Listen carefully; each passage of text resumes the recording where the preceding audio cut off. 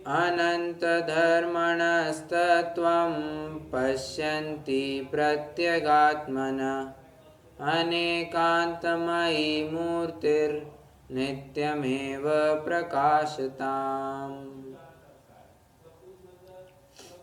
अध्यात्म के 8 न्यायों की हमारी चर्चा चल रही है। उसमें भी व्यवहार न्याय के 2 भेदों के ऊपर हमारी चर्चा चल रही है। असद्भूत व्यवहार न्याय की चर्चा तो पूर्ण हो चुकी है। अब सद्भूत व्यवहार न्याय के ऊपर हम आ पहुंचे हैं।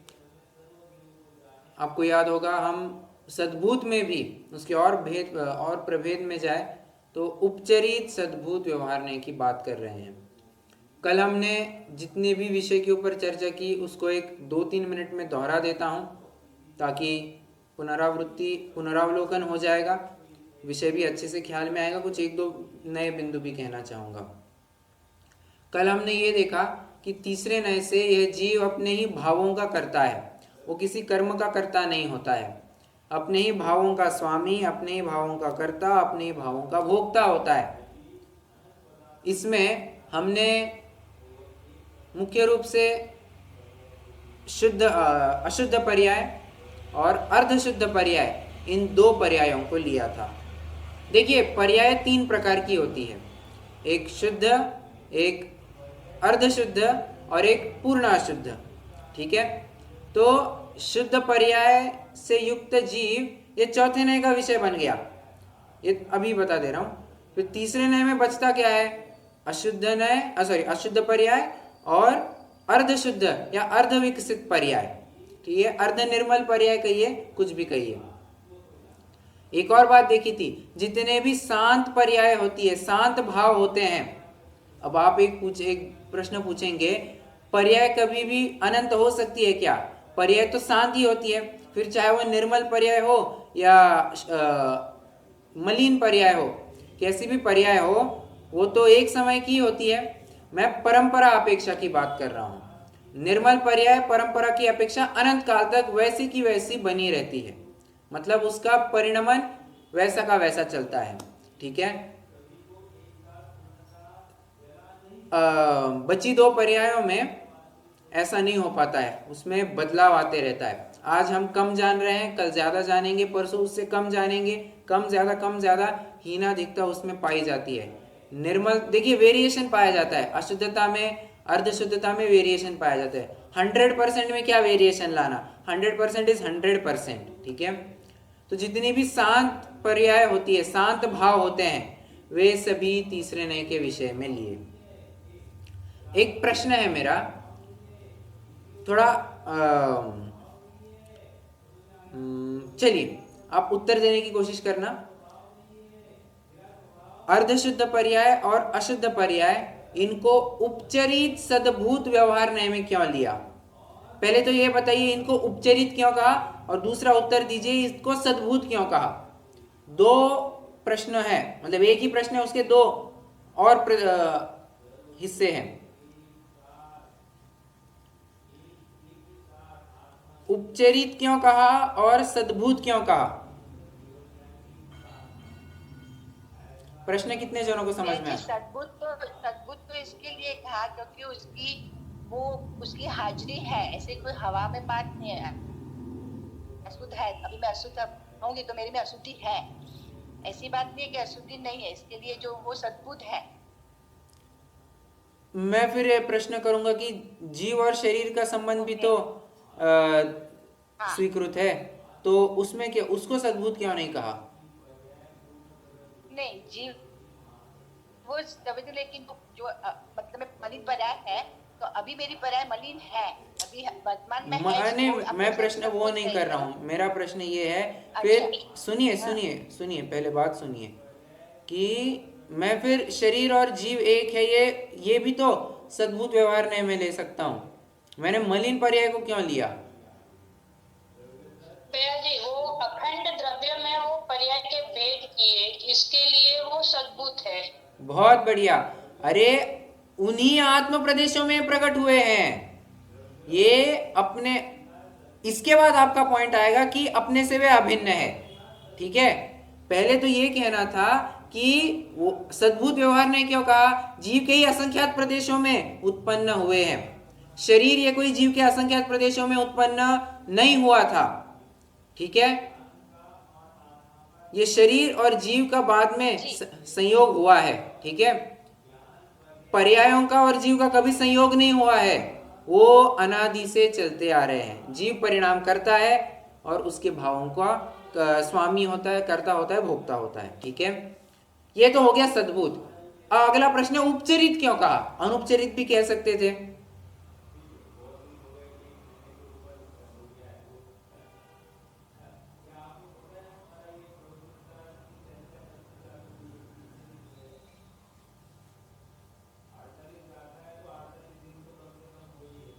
उपचरित क्यों कहा? अनुपचरित क्यों नहीं दिया? थोड़ा सा बेसिक्स को अगर आप याद करेंगे आपको बराबर उत्तर मिल जाएगा। वो पर्याय और द्रव्य को एक करके कहा, अशुद्ध पर्याय को जीव को बताया अशुद्ध पर्याय से, ऐसे कि वो तो फिर निर्मल पर्याय को भी तो बताया है जीव से एक करके। लेकिन उपचरित में तो निर्मल पर्याय नहीं आती है ना। क्यों नहीं आती है? यही मेरा सवाल है।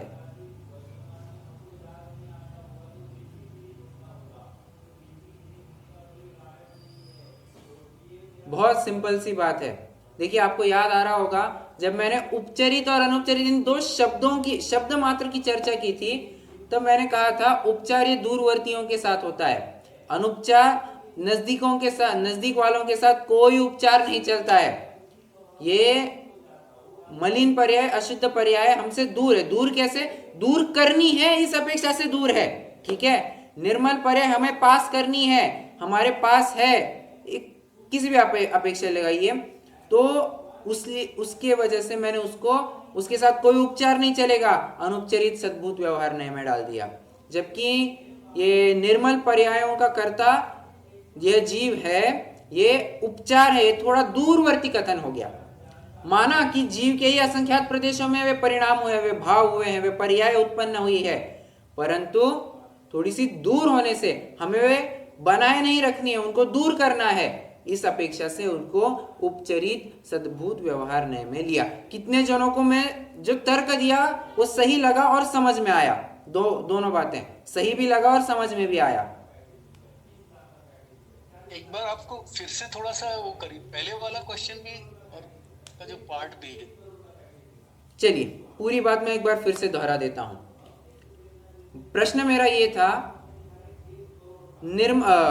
अशुद्ध पर्यायों को या अर्धविकसित पर्यायों को मैंने मतलब ग्रंथों में उपचरित सद्भूत व्यवहार नय में क्यों लिया? इसमें दो प्रश्न है। उनको उपचरित क्यों कहा? एक। उनको सद्भूत क्यों कहा? दो। तो सद्भूत क्यों कहा, इसका उत्तर है जीव के ही असंख्यात प्रदेशों में उत्पन्न हुए हैं, इसलिए। एक पहले प्रश्न का उत्तर हो गया। अब दूसरा उत्तर, उपचरित इसलिए कहा है क्योंकि हमसे दूरवर्ती है। अभी तो कह रहे थे आप कि यही आत्मा के असंख्यात प्रदेशों में उत्पन्न होते हैं। दूर हमसे दूर है मतलब हमें दूर करना है। दूर किसे किया जाता है? जो अपना नहीं होता है उसी ही तो दूर किया जाता है, मतलब दूरवर्ती के साथ उपचार चलता है, इसलिए उपचरित सद्भूत व्यवहार ने। वो इसमें शांत भाव भी ले सकते हैं ना, कॉन्सेप्ट तो वही है ना, शांत भाव। राइट, आप वो भी ले सकते हैं, करेक्ट। शांत भाव है, ये भी एक तर्क लगेगा। बहुत बढ़िया। शांत भाव से क्या मतलब? शांत भाव मतलब शांत क्या कहा? कौन सा स है? शांत बोल रहे हैं कि शांत बोल रहे हैं? सीता का स, मतलब जिसका एंड होगा। हाँ, सीता वाला स, अंत सहित। हाँ, अंत सहित, ऐसा बोलिए। चलिए कोई बात नहीं, ठीक है। शांत पर्याय होने से देखिए महाराष्ट्रियन टोन में शांत ही कहेंगे। थोड़ा सा मैं कोई प्रांतीयता नहीं बोल रहा हूँ, परंतु होता है कभी कभी कि थोड़ा सा नॉर्थ साइड में ना स और श ये इंटरचेंजेबली यूज किया जाता है। वह बहुत क्या कहना चाहिए, विश्वास है। वो स और श ये इंटरचेंजेबली यूज करते हैं। मेरा भी बहुत मिस हो जाता है स और श, वो मेरे को समझ में ही नहीं आता है, बोलने में समझ में नहीं आता है, लिखने के टाइम पे समझ में आ जाता है। Effect of the area, it is not the people, मतलब एरिया वाइज इशू रहता है। हाँ, एरिया वाइज इशू रहता है, तो इसलिए थोड़ी दिक्कत होती है। हाँ, अरे इससे चलिए एक बात याद आ गई तो बता ही दूं, कंफ्यूज नहीं करना। स और श में अगर कंफ्यूज होंगे तो बहुत दिक्कत हो जाएगी। हुआ क्या, मैं आपने थोड़ा विषय से हट कर के है, बट सहज में बात आ गई तो बोल रहा हूँ। हुआ क्या, एक बार एक बच्चा वो बोर्डिंग में पढ़ने गया और वहाँ पे संस्कृत पढ़ रहा था। तो संस्कृत पढ़ रहा था तो उसको ग्रामर वगैरह सब सिखाया, सब हो गया, और लेटर राइटिंग भी सिखा दिया। होता है, मतलब संस्कृत पढ़ा रहे तो वो भी पढ़ा दिया। तो उसको इच्छा हुई कि चलो अभी अपन पिताजी को एक चिट्ठी भेजेंगे, संस्कृत में चिट्ठी भेजेंगे। पिताजी को अच्छी संस्कृत आती थी, लिख दी चिट्ठी, पोस्ट कर दी। पिताजी यहाँ पर पढ़ रहे हैं। पिताजी ने पढ़ते से ही माथे पे हाथ लगा दिया। बच्चे ने लिखा था, बच्चा लिखना चाह रहा था, अहम स्वभी सकृतवारम भुंक्ते। क्या क्या लिखना चाह रहा था, अहम स्वभी सकृतवारम भुंक्ते। उसने गलती से स का श कर दिया। क्या लाइन बना दी उसने, अहम स्वभी सकृतवारम भुंक्ते। जो वो लिखना चाह रहा था, क्या, अहम स्वभी सकृतवारम भुंक्ते, इसका मतलब ये होता है कि मैं स्वभी अर्थात अपने स्वकीय मित्रों के साथ एक बार भोजन करता हूं, ऐसा वो लिखना चाह रहा था। उसने स का श कर दिया। उसका क्या अर्थ बना, मैं कुत्तों के साथ उनकी टट्टी खाता हूं। स का श कर दिया तो यह अर्थ बन गया। मतलब कहने की बात यह है कि अक्षर यहाँ का वहां भी हो गया ना तो बड़ी दिक्कत हो जाती है।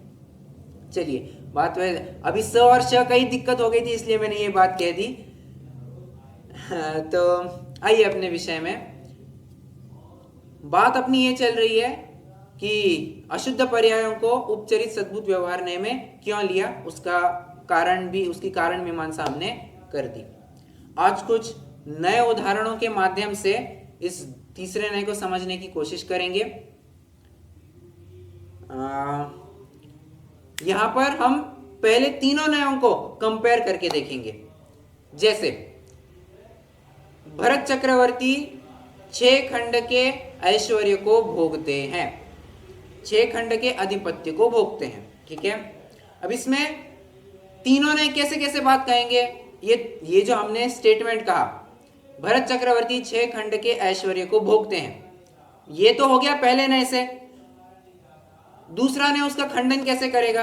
अच्छा, एक और बात, दूसरा नय कहिए, जो आगे के नय होते हैं वे पीछे के नय का निषेध करते हुए आगे बढ़ते हैं। जैसे दूसरा नय ये पहले नय के निषेध पूर्वक खड़ा हुआ, वो कहता है नहीं, वो थोड़ी ना किसी ऐश्वर्य को भोगते हैं, वो तो अपने पुण्य कर्म का उदय है, उस पुण्य कर्म के उदय को भोगते हैं। पुण्य नहीं होता तो कहाँ ये सब ऐश्वर्य, कहाँ ये सब संपत्ति होती।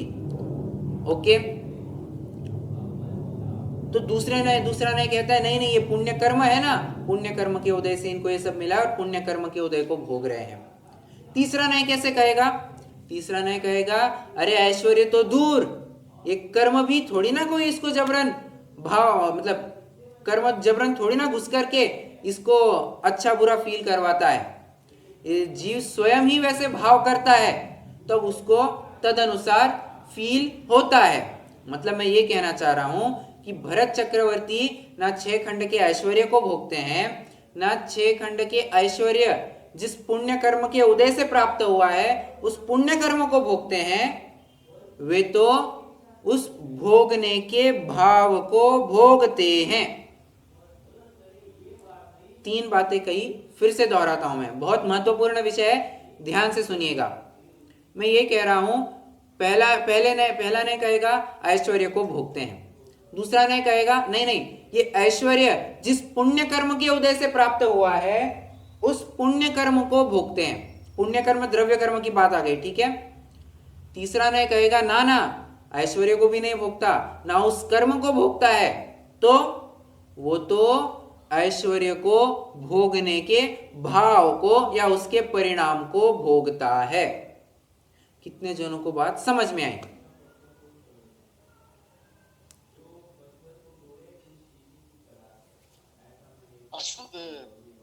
उपचरित सद्भूत में ये कहाँ फिट होगा? ये क्या भाव को भोगता है? अरे अपन ने कहा था ना, ममत्व, कर्तृत्व, भोक्तृत्व, तो भोक्तृत्व की अपेक्षा मैं लगा रहा हूं।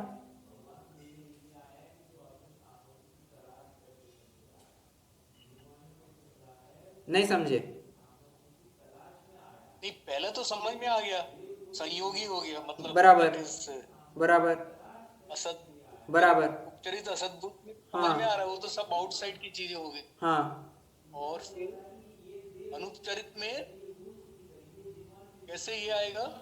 द्रव्य कर्म को लगा लिया अपन ने। अच्छा, हाँ, द्रव कर्म में बैठ रहा, अरे वो द्रव कर्म की वजह से वो उनके पुण्य का प्राप्ति हुई, ऐसा बोलेंगे?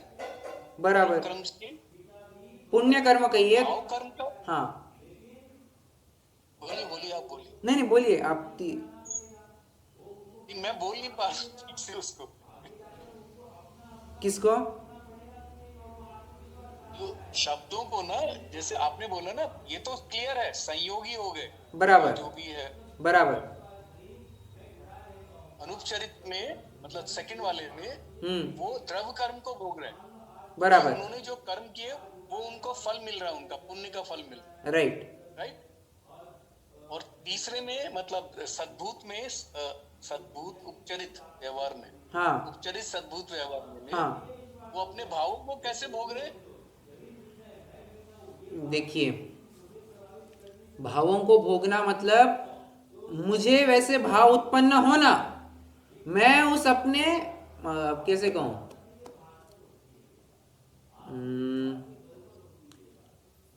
थोड़ा सा अलग एग्जांपल देता हूं, थोड़ा स्थूल उदाहरण है बट समझ लेना।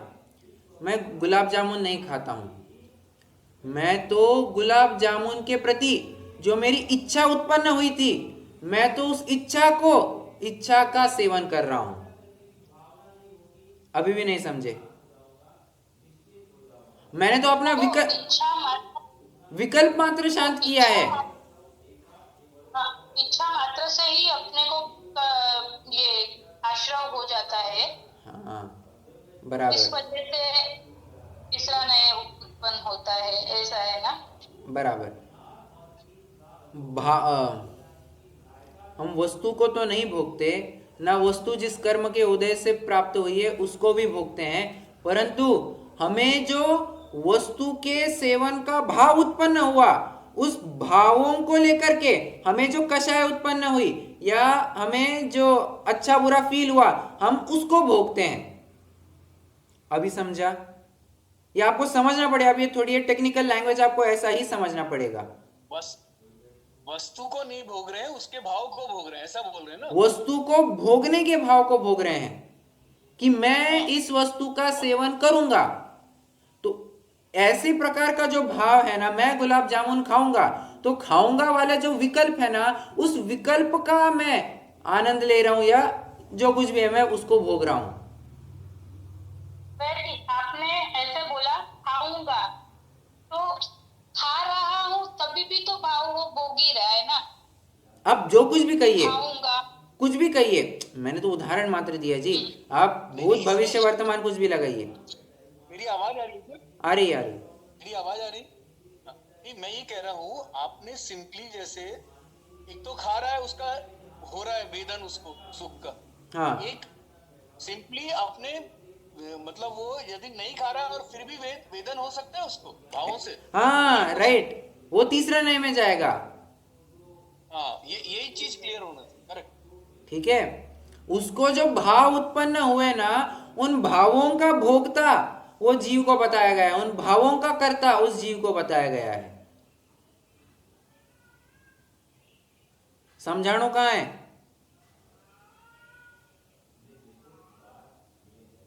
वो समझ में आ रहा है ऐसा? तो भैया जी ये हुआ कि मेरे सामने गुलाब जामुन नहीं है, लेकिन मेरी याददाश्त में ऐसा लगता है कि गुलाब जामुन की कितनी अच्छी सुगंध है, कितना अच्छा है। तो ये बात आप कहना चाहते हैं ना कि मैं खाता नहीं हूँ वो टाइम पर? नहीं नहीं नहीं नहीं, आप अभी भी नहीं समझे फिर। अच्छा भैया जी तो खाने के टाइम पे ही बोल रहे हैं, खाने के टाइम पे ही भाव को भोग रहा है, खाने को नहीं भोग रहा है, ऐसे है ना?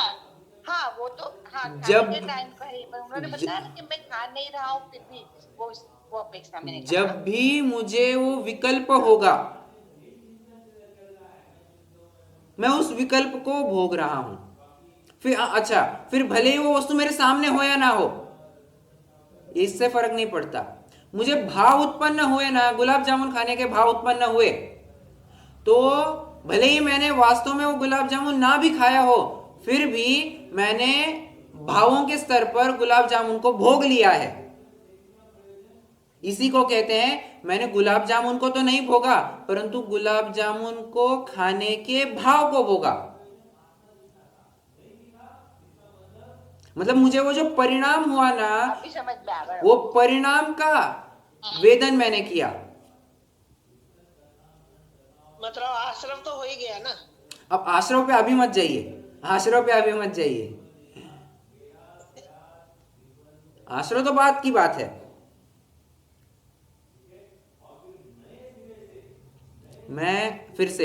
मैं गुलाब जामुन नहीं खा सकता। मैंने गुलाब जामुन खाया, ठीक है। लोक में इसको क्या कहेंगे? ये गुलाब जामुन का आस्वाद ले रहा है, ऐसा ही कहेंगे। अब मैं स्टेप बाय स्टेप, बोलिए, क्या ये लोक में ऐसा ही कहेंगे? ये गुलाब जामुन का वेदन कर रहा है, बराबर?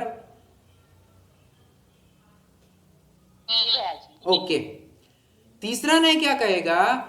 वो गुलाब जामुन उस वस्तु का आस्वाद नहीं ले रहा है, मैं इस वस्तु को खाऊंगा, ऐसे जो परिणाम हुए हैं ना, अब परिणाम को हाईलाइट कीजिए, उस परिणाम का वेदन कर रहा है। मैं खाऊंगा या मैं खा रहा हूं या मैं खा रहा था, ऐसे उसको जो परिणाम हुए उस परिणाम को भोग रहा था। तो वो अपने परिणाम उसके मन में जो उत्पन्न होते उसका वो भोग कर रहा है। एग्जैक्टली अब आई बात पर ख्याल अभी में। समझे? हाँ ओके थैंक। सबको क्लियर है क्या बात? क्योंकि बहुत बहुत बहुत महत्वपूर्ण है। इसमें जो भरत जी का बताया वो क्या आएगा तीसरे नए में? फिर तीसरे नए में ऐसा आएगा, भरत चक्रवर्ती 6 खंड के ऐश्वर्य को नहीं भोगते हैं, मैं इस ऐश्वर्य को भोग सकता हूं, ऐसे जो उनके परिणाम हुए उस परिणाम को भोगते हैं। मतलब सिंपल बात है, जीव अपने परिणामों को भोगता है।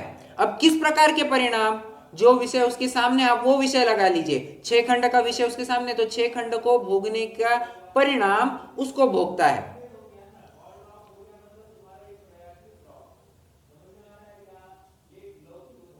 जी भैया। ओके, चलिए, यस। अब मैंने सबसे पहले भोक्तृत्व उठा लिया, कोई बात नहीं। अपन कर्तृत्व उठा सकते हैं, हाँ बिल्कुल उठा सकते हैं। जैसे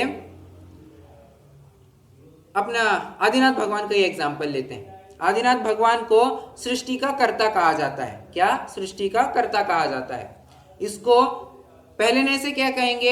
ये इन्होंने सब असीम मसीह कृषि शिल्प वाणिज्य कला की जो व्यवस्था बिठाई है, उस हिसाब से कहेंगे कि ये पहले नए से सृष्टि के कर्ता है, ठीक है। दूसरे नए से कैसे कहेंगे? अरे आदिनाथ भगवान मतलब आदिनाथ का जो गृहस्थ अवस्था का जीव है, उस गृहस्थ अवस्था के जीव ने ये सब काम किया है, ठीक है। मतलब शरीर और जीव का अभेद करके बात हुई, यहां तक क्लियर है? हाँ जी। ओके। अब तीसरे नए में क्या कहेंगे? आदिनाथ भगवान ने सृष्टि की रचना नहीं की है। अब सृष्टि की रचना मतलब अन्यमति जो मानते हैं वैसा नहीं मानना, ये अपन आपस में चर्चा कर रहे हैं इसलिए सब समझ रहे होंगे ऐसी मैं अपेक्षा रखता हूं। तो उन्होंने सृष्टि की रचना नहीं की, उन्होंने तो मैं सृष्टि की रचना कर सकता हूं या कर रहा हूं ऐसे जो परिणाम है उस परिणाम के कर्ता है वे। सृष्टि की रचना का सृष्टि के कर्ता नहीं है, वे तो सृष्टि को कर सकता हूं ऐसे जो परिणाम किए उस परिणाम के कर्ता है।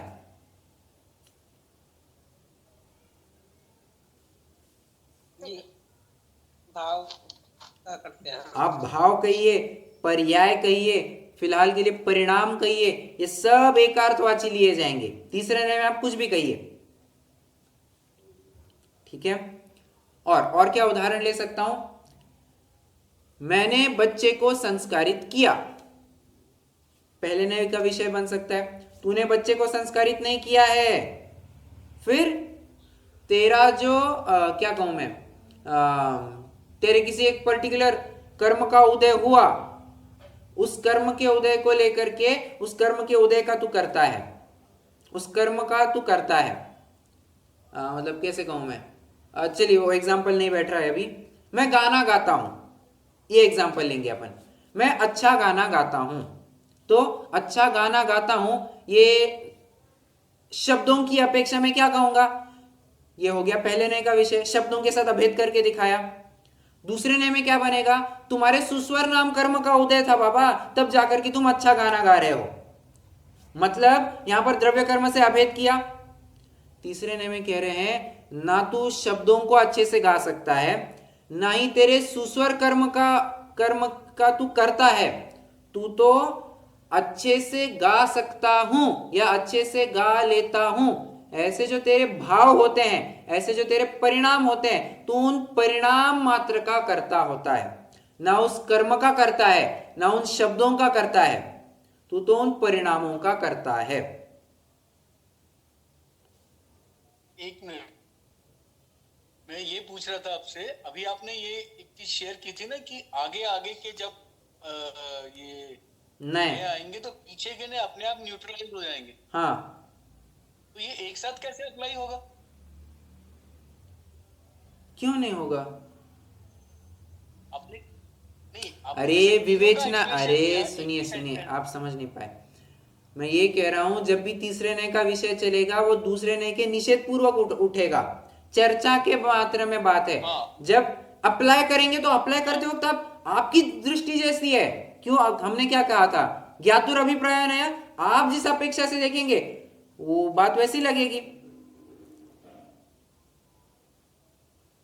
तो उसी समय में आप एक ही इंसिडेंट को पहले नए से देख रहे हैं, मैं दूसरे नए से देख रहा हूं, कोई और तीसरे नए से देखेगा, तो ज्ञातुर अभिप्राय नया है। वही बोल रहा हूं। और ये अपन देखिए, एक व्यक्ति की अपेक्षा बात करेंगे तो एक समय में एक ही नए लगेगा, ये बात मान्य है, एक्सेप्टेड। परंतु हम चर्चा कर रहे हैं ना, तो चर्चा करते वक्त हम नाना जीवों को एकत्रित करके क्या क्या बातें संभव है, what are the possibilities, we are just exploring them, कि ऐसा भी हो सकता है, वैसा भी हो सकता है। तो इसलिए हमने एक साथ सबकी चर्चा का मतलब ऑन द सेम प्लेटफॉर्म सबको खड़ा किया है।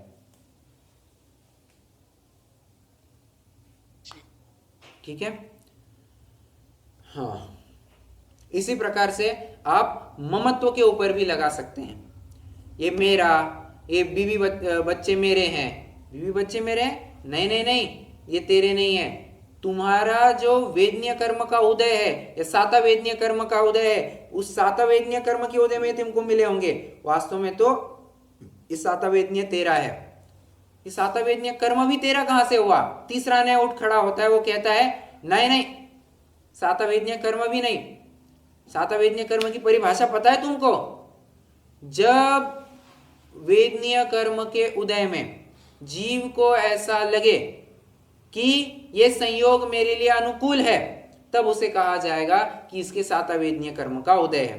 मतलब तुम वेदनीय कर्म की बात करते हो, उस पर उसका स्वरूप क्या है? वो तो जीव विपाकी प्रकृति है रे बाबा, वो तो टोटली डिपेंड करता है अपॉन हाउ यू फील। तुम्हारे परिणाम कैसे होते हैं, तुम्हारे भाव कैसे होते हैं, वो सारा उसके ऊपर निर्भर करता है। तो आ गई ना बात। तो तीसरा नय कहता है I am superior than first and second नय। तीसरे नय का विषय ज्यादा प्रबल माना जाएगा। ठीक है, वो कहेगा इस संयोगों में वो स्वयं को अच्छा अनुभव कर रहा है, इसलिए कहा जाएगा कि ये संयोग नहीं, ये परिणाम इसके हैं। ठीक है, अब मैं आशा रखता हूं ये सारा विषय आपको विद एग्जांपल क्लियर हो गया होगा।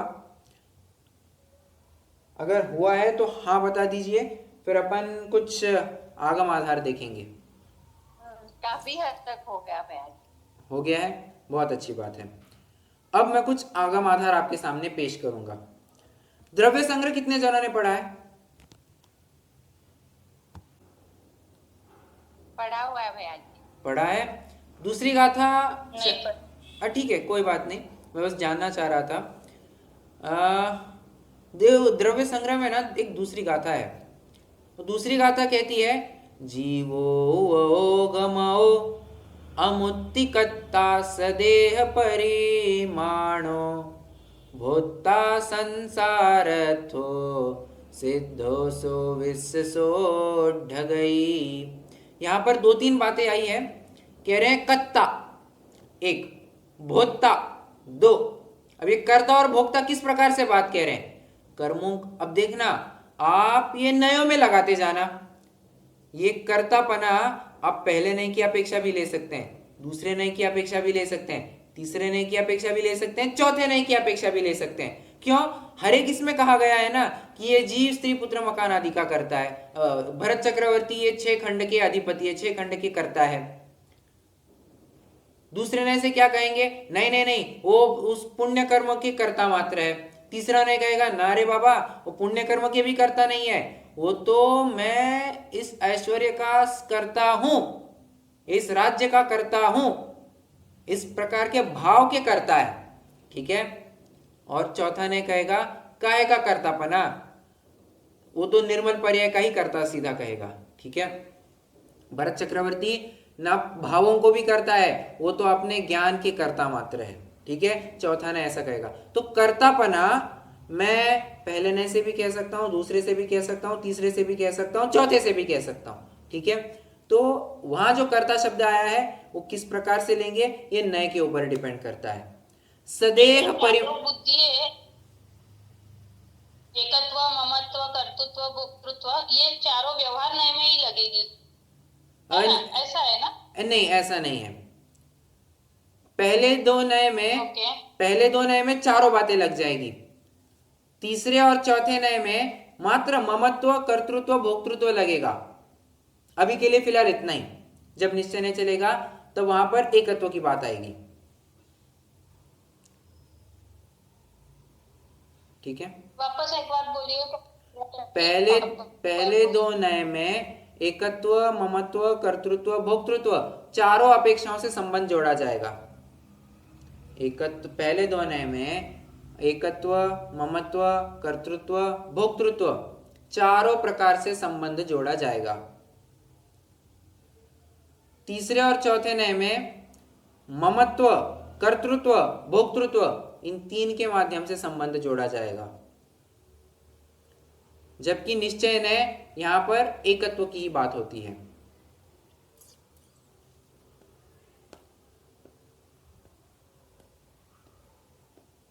ओके भैया जी। ठीक है। थर्ड वाले में एकत्व नहीं रहेगा, ये कह रहे हैं आप? राइट, थर्ड और फोर्थ में। थर्ड और फोर्थ में, ठीक है। और 1 और 2 में चारों चीजें होंगी। यस यस, ठीक है। मैं एक बात कहते कहते रह गया। हाँ, तो वहां पर कर्ता की बात आ गई। सिमिलरली भोक्ता की भी लगा लेना, वहां पर चारों नए लग जाए, पहले चारों नए लग जाएंगे। अब वहां जो सदेह परिमाणो ये जो शब्द आया है ना, ये दूसरे नए से संबंधित है। ठीक है, सदेह देह प्रमाण कहना ये दूसरे नए का विषय बनेगा। ठीक है, चलिए ये मुझे कुछ एक दो आगम आधार मतलब द्रव्य संग्रह की दूसरी गाथा में ऐसा एक आधार मिलता है। और आधार आपको दूं तो आइए, मोक्ष मार्ग प्रकाशक पृष्ठ क्रमांक 195 195।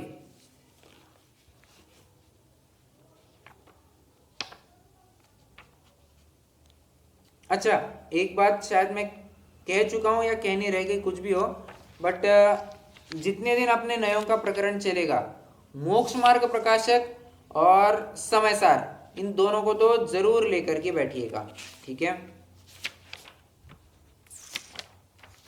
अब ना अपन थोड़ा सा आगम आधार के नाम पर ये अशुद्ध पर्याय से एकत्व क्यों करके दिखाया, क्या प्रयोजन है इसका, इसकी थोड़ी चर्चा करने वाले हैं, ठीक है। मतलब अशुद्धता से युक्त है ऐसा ऐसे जीव को क्यों दिखाया, ठीक है। पहले तो मैं आपको बता दूं कि मेन है एक थीम, अपनी मतलब थीम क्या कहे, आंसर तो फिक्स है क्या, जब तक इस जीव को एहसास नहीं होगा कि मेरे अंदर गंदगी पड़ी हुई है, तब तक वो उसको बाहर निकालने का प्रयास ही नहीं करेगा। जब तक किसी को पता ही नहीं है कि मेरे घर में कचरा पड़ा है, वो उसके बाहर निकालेगा क्या, नहीं निकालेगा। उसी प्रकार जब तक ये जीव को विश्वास नहीं होता है, श्रद्धा नहीं होता है कि ये रागादि विकारी पर्याय मुझ में ही उत्पन्न हुई है, अतः मुझे ही इन्हें बाहर निकालना होगा, तब तक जब तक उसको जिम्मेदारी नहीं आती है ना उस गलती की, जब तक एहसास नहीं होता है, तब तक वो उससे विरक्त होगा ही नहीं, उनसे दूर होगा ही नहीं, ठीक है।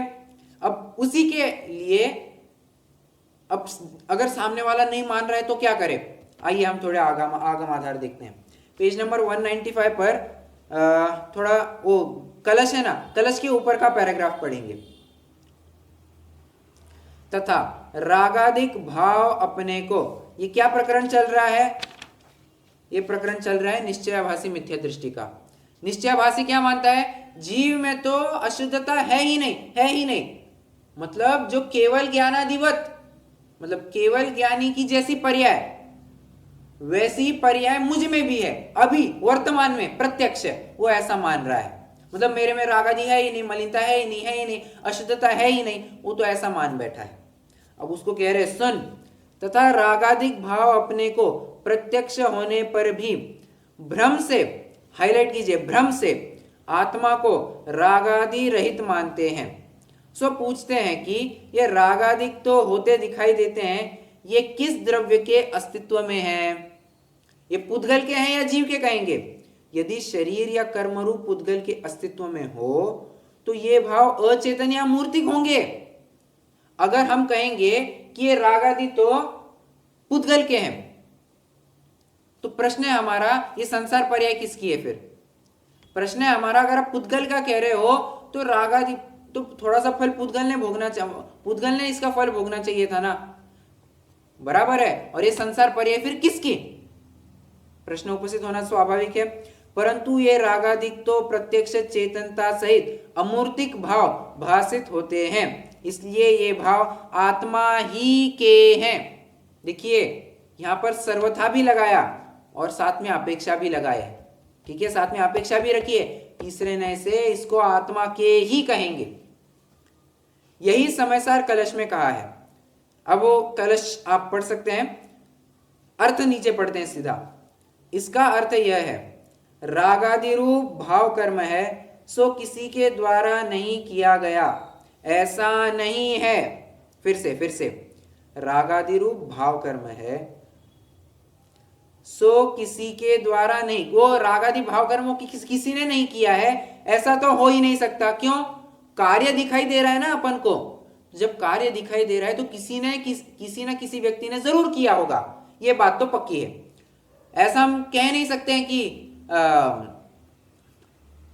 मैंने पेट्रोल चुराया और गाड़ी चलाते बैठा तो गाड़ी ने थोड़ी ना पेट्रोल चुराया है, पेट्रोल तो मैंने चुराया, परंतु पेट्रोल का प्रयोग मैंने थोड़े ना किया, गाड़ी ने किया, तो दोनों छूट जाएंगे, ऐसा थोड़ी ना होगा, एक ना एक को जरूर पकड़ा जाएगा, क्योंकि यह कार्यभूत है।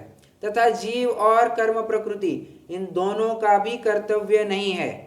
क्या कहा, जीव और कर्म प्रकृति इन दोनों का भी कर्तव्य नहीं। वो कह रहा है, सामने वाला कह रहा है 50-50 कह दो ना, आधा जीव ने किया है आधा कर्म ने किया है, ऐसा कह दो। कह रहे ना, उसका कोई भी हिस्सेदारी नहीं है, सारी हिस्सेदारी तुम्हारी है। ऐसा क्यों? पुद्गल कर्म को क्यों नहीं हिस्सेदार बना रहे हैं? क्योंकि ऐसा हो तो अचेतन कर्म प्रकृति भी उस भाव कर्म का फल सुख दुख का भोगना होगा, सो असंभव है। कितने जनों को समझ में आया? सिंपल है, बहुत सिंपल बात है।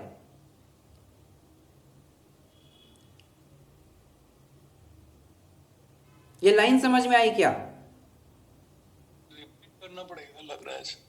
क्योंकि ऐसा हो तो अचेतन कर्म प्रकृति को भी भाव कर्म का फल सुख दुख का भोगना होगा, सो असंभव है। कह रहे हैं अगर हम कहें कि ये राग द्वेष जीव ने मतलब इस राग द्वेष रूपी कार्य में जीव की 50% हिस्सेदारी है, कर्म की 50% हिस्सेदारी है, एक जॉइंट वेंचर खड़ा कर दिया है इन्होंने कि हम राग को उत्पन्न करेंगे, तो ऐसी भी बात नहीं है। क्यों?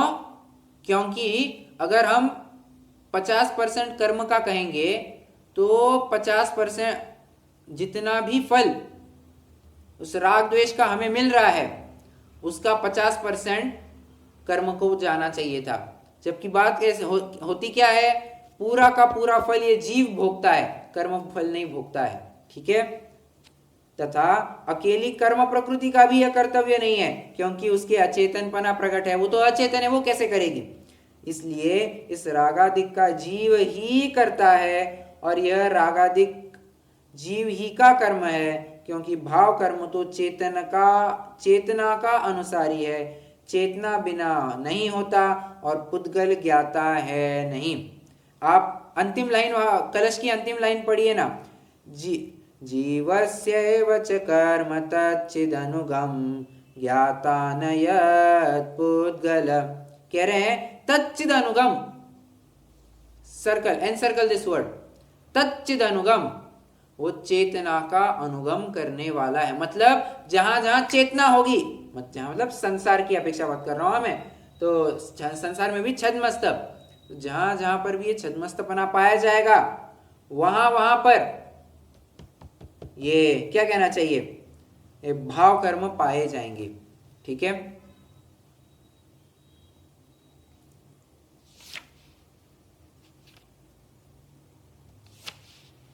हालांकि छद्मस्त भी नहीं कह सकते हैं, कहना होगा तो उपचार से ही कहेंगे। छद्मस्त में भी मोटा माटी अज्ञानियों के ऊपर लगाने हैं। ठीक है। चलिए, इस प्रकार रागादि भाव जीव के अस्तित्व में है, इसको भी अंडरलाइन कीजिए। इस प्रकार रागादि भाव जीव के अस्तित्व में है, ये जीव ही के हैं, ये हमें मानना होगा।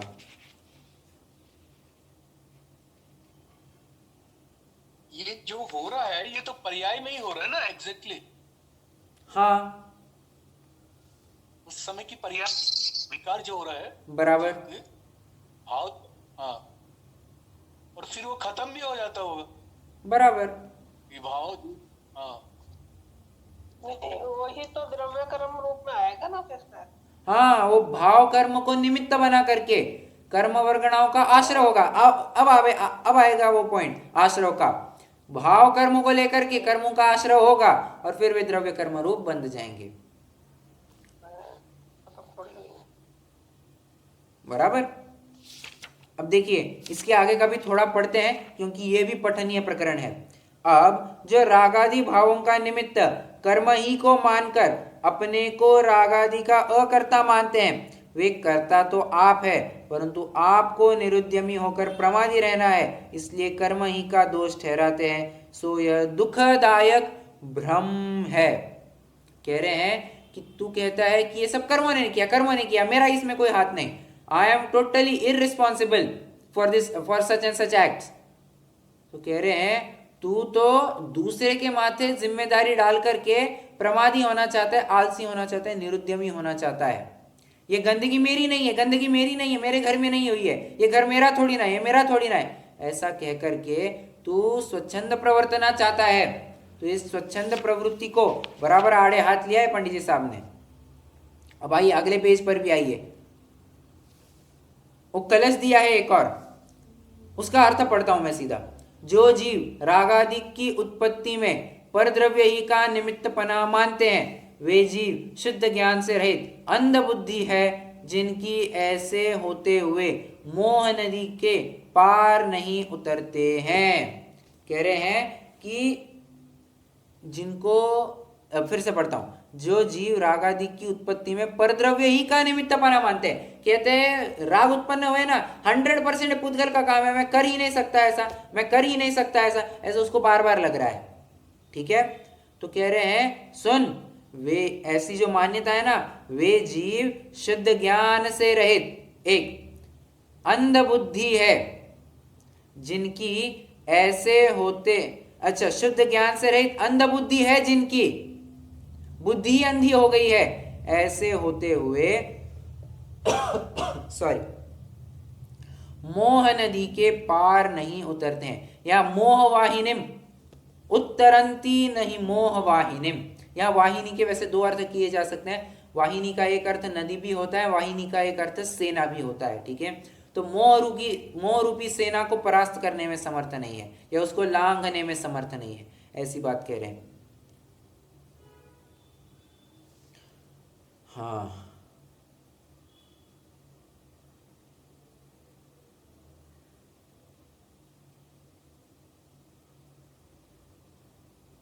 चलिए,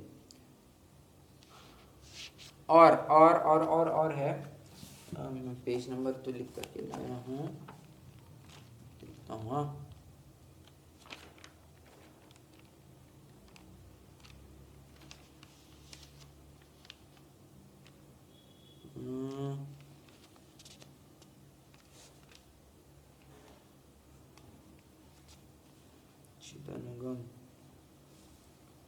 पेज नंबर 243 पर आइए।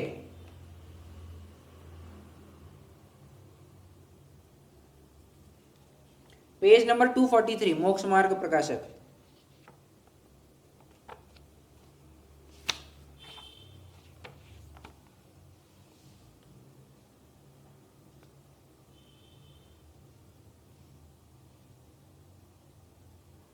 देखिए, एकदम एंड में आइए, एकदम एंड में। सम्यक दृष्टि भी तो बुरा जानकर पर द्रव्य का त्याग करते हैं। अब सामने वाला भरत चक्रवर्ती को हाईलाइट कर रहा है, मतलब भरत चक्रवर्ती, मैं अपनी तरफ से कह रहा हूं, वो कह रहे हैं भरत जी ने भी तो 6 खंड का आधिपत्य छोड़ा। क्या कह रहे हैं? 6 खंड को छोड़ा, मतलब परद्रव्य के त्याग की बात कर रहे हैं। बराबर। समाधान, सम्यक दृष्टि परद्रव्यों को बुरा नहीं जानते, अपने राग भाव को बुरा जानते हैं। आप राग भाव को छोड़ते हैं, इसलिए उसके कारण का भी त्याग होता है। वस्तु का विचार करने से कोई परद्रव्य तो बुरा भला है नहीं। कितने जनों को समझ में आया? वो कह रहे हैं सम्यक दृष्टि या ज्ञानी जीव उस वस्तु को नहीं छोड़ते, उस वस्तु संबंधी अपने राग को छोड़ते हैं। अरे भले आदमी वस्तु को ग्रहण ही कब किया था उसको छोड़ने के लिए? ये तो उपचार से कहा मात्र गया था, और कहा था तो ऐसा ही हुआ, ये कब से मानने लग गए? ये बस कहने में बात आई है, मानने में मत ले आना। और मानने में लाओगे तब भी फायदा तो कुछ होने वाला है नहीं, क्योंकि उन दोनों का संबंध, उन दोनों का संयोग तुम्हारा आज तक कभी हुआ ही नहीं है। वो तद्दन जुदी वस्तु, भिन्न वस्तु है, तुम्हारी वस्तु तद्दन जुदी है। ठीक है, क्या? फिर से पढ़ता हूं, सम्यक दृष्टि परद्रव्यों को बुरा नहीं जानते। भला परद्रव्य थोड़ी ना अच्छा बुरा होता है, तो अपने राग भाव को बुरा जानते हैं। ये तो मैंने जो राग किए है ना, ये राग भाव अच्छे नहीं है। आप राग भाव को छोड़ते हैं, मतलब तुम तो राग भाव को छोड़ो, और उस राग भाव के छूटने पर वस्तु अपने आप छूट जाती है। एक प्रश्न है मेरा, आपको कड़वी चीज नहीं पसंद है, ठीक है, तो आपने कड़वी चीज खाना छोड़ दी। आपने कड़वाहट वाली क्या कहना चाहिए, आपने कड़वा खाना छोड़ दिया। तो कड़वा खाना छोड़ दिया मतलब उस कड़वेपन के भाव से जो युक्त है, ऐसे वो करेले को छोड़ा या नहीं छोड़ा? मैं छोड़ा। बराबर। वही बात, मतलब उदाहरण एक देश लेना, कोई सर्वदेश लग नहीं रहा है, बट समझाने की अपेक्षा कह दिया। किसी ने शक्कर को छोड़ा, तो शक्कर को छोड़ा तो शक्कर से परिणमित जो भी मिठाई है उसको छोड़ा या नहीं छोड़ा? छोड़ा। बिल्कुल छोड़ा है। उसी प्रकार कह रहे हैं तुम राग भाव को छोड़ा है तो साथ साथ में भी वस्तु छूट गई। राग भाव को छोड़ा और वस्तु छूट गई, इसलिए और परंतु राग भाव तो दिखते हैं नहीं, इसलिए कहा, इसलिए उपचार आ गया कि इसलिए उसके कारण का भी त्याग होता है। ठीक है, मतलब ये वस्तु अच्छा, हालांकि मैंने उल्टा उदाहरण दे दिया। मैं उदाहरण ऐसा देना चाहिए था, किसी ने मिठाई छोड़ दी तो उसकी शक्कर छूटी या नहीं छूटी, वैसा कहना चाहिए था। क्यों? राग भाव को छोड़ते हैं इसलिए उसके कारण का भी त्याग किया। ये राग भाव जिसके निमित्त से, जिसके कारण से उत्पन्न होते हैं, ऐसी वस्तु को भी छोड़ा, ऐसा कहा जाता है। कितने जन समझ रहे हैं?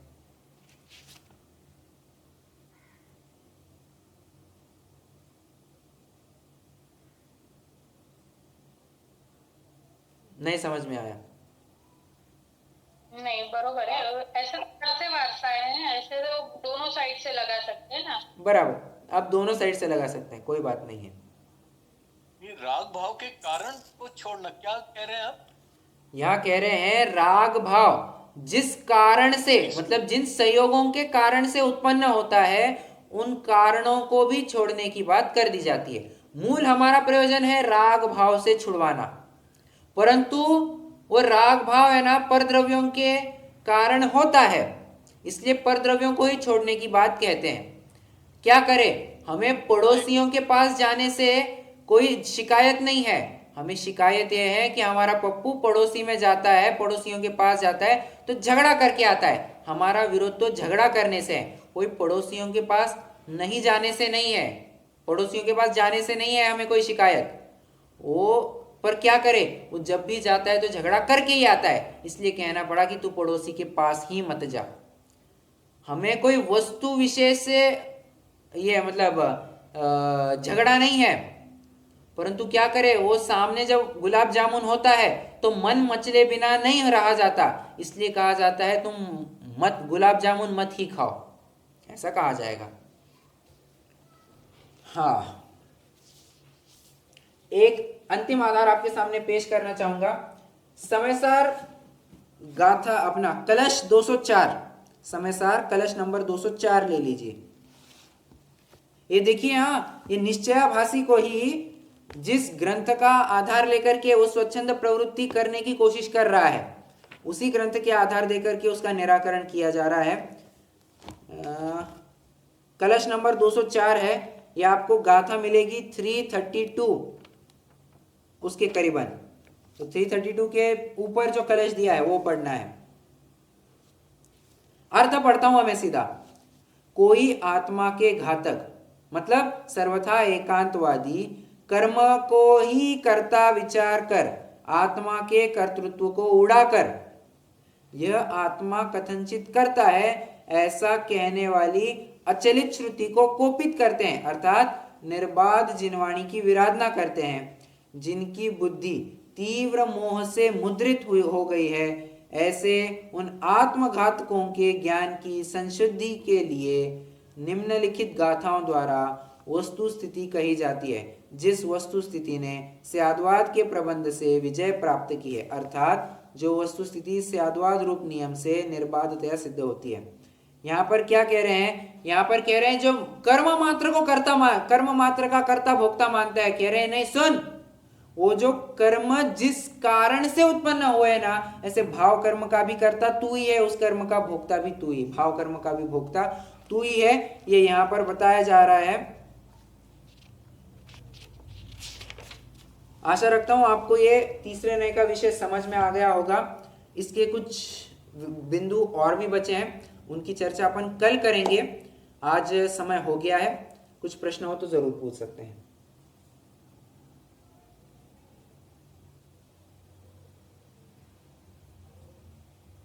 एक क्या कहना चाहिए, रिकमेंडेशन कहिए या फिर एक सुझाव है, सुझाव कुछ भी कहिए।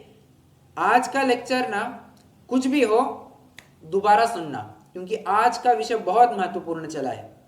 इसको आप दोबारा से सुनेंगे तो आपको और क्लैरिटी आएगी, क्योंकि मैं समझता हूँ वो जो भोगने के भाव को भोगता है, ये जो बात है ना, मैंने कम से कम 25-30 दफे रिपीट की होगी। तो आप सुनेंगे ना तो आपको बहुत अच्छे से समझ में आएगा। अभी तो समझ में आ ही गया है ऐसा मैं मानता हूं। चलिए रुकते हैं। हाँ, कल वाला भी अपलोड करना है, मेरे ज्ञान में है, वो कर देता हूं मैं अपलोड। पर पहले मैं आज की कक्षा अपलोड करूंगा, बाद में दूसरी कक्षा अपलोड करूंगा, ठीक है।